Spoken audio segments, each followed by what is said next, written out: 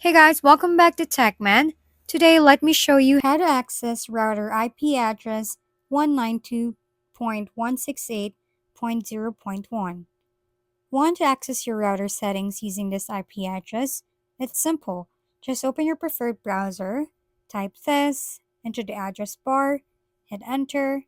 This should bring up your router's login page. If it doesn't, your router might use a different IP, so check the label on the back of the device or search for your router model online to confirm. Once you're on the login screen, enter your router's default credentials. Often both username and password are admin, unless you've changed them. If you've forgotten your login details, reset the router to factory settings and use the default login info again, usually printed on the back of the router.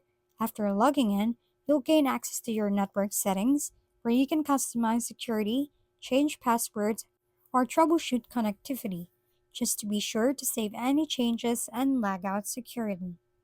If we've been helpful, kindly give us a thumbs up and don't forget to hit the subscribe and bell button for more contents. For any questions and suggestions, comment down below.